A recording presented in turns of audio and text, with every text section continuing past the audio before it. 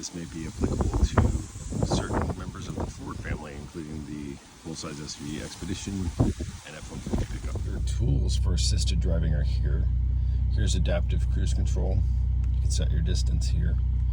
This is lane keeping assist. The gear selector on this car is a little odd. So if we want to go in reverse, we have this.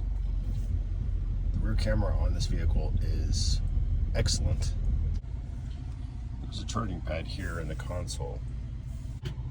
This car does have stop start. Probably 3.5 liter twin turbo V6. I'll look up the specs. Got plenty of pep. Let's put this in the driver assist mode. Right now I do have lane keep assist on. So we are steering down the road. Now it's saying keep your hands on the wheel. Yes. So I gotta like jerk it a little bit to tell it I'm here. But I am not driving right now. It's driving by itself. It's a little irritating that you have to do this. About every 15 seconds it will get cranky with you. It does all right on these kinds of roads. It does seem like it kind of bounces, sort of ping pongs between the lines. Yes. Yes, I am. Stop. It's like super nagging on the... it doesn't really help you relax. I mean, if the purpose of these driver's assistance features is to help you have less stress on a long trip, I don't really see how constantly nagging you is very helpful. If you have to sit there and jerk the wheel like this every 15 seconds, what's the point? You might as well just put on the cruise and steer yourself. It's not a natural way to drive. And I find that I'm more stressed out about keeping the car happy, and I'm constantly looking down at the dash than I am about actually driving. And this is watch the road.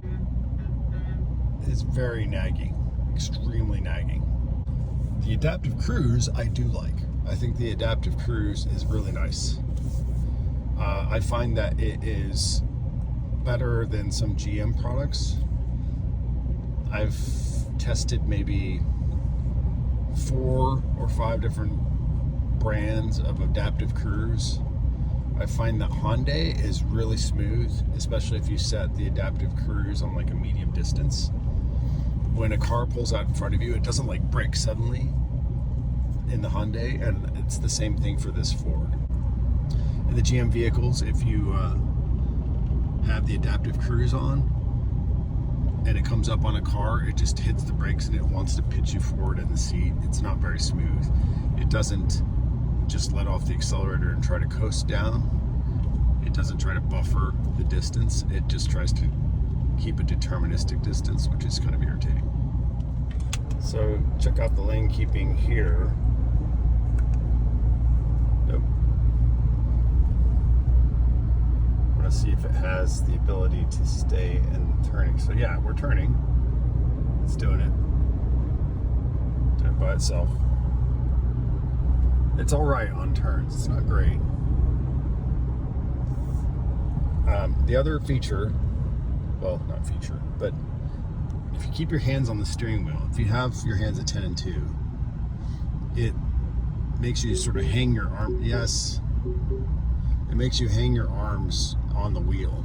And if you're hanging your arms on the wheel, you sort of give the wheel the necessary resistance that sort of naturally makes it aware that your hands are on the steering wheel, but you really just have to give it some resistance to its adjustments.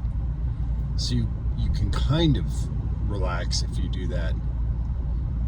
You can kind of just let the car drive if you do that, but you still have to give it constant corrections, which is really irritating. To synthetically have to do this all the time is kind of stupid. Here we go, coming up on a turn. Let's see how it does. Driving by itself. I found that it doesn't do well in intersections. It'll lose sight of the lane lines, and then it just doesn't know what to do. And it starts beeping at you and making corrections. I am looking at the road, which is stupid. I'm totally looking at the road. Yep. obviously I am controlling the car. I am. Yep, now it's braking and it's telling me to do things. So I guess overall impressions are that the adaptive cruise control is really the best feature of this. The lane assist, the lane keep assist, the assisted steering is not practical. It's annoying. It faults. It requires you to do extra things to use it. It's not natural. It doesn't feel like natural driving. So I'm not a fan. In general, Fords are very nagging when it comes to safety features. If you put something in the seat next to you and it thinks that someone's sitting there, it won't stop telling you that you need to fasten the seatbelt in that seat, and it just nags you, and it's just, you might have a bag in the seat. It's really stupid.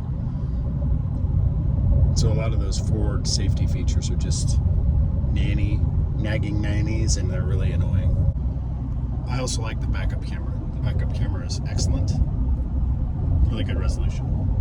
So good job on that, Ford. Ooh, there's a sub truck. Check it out.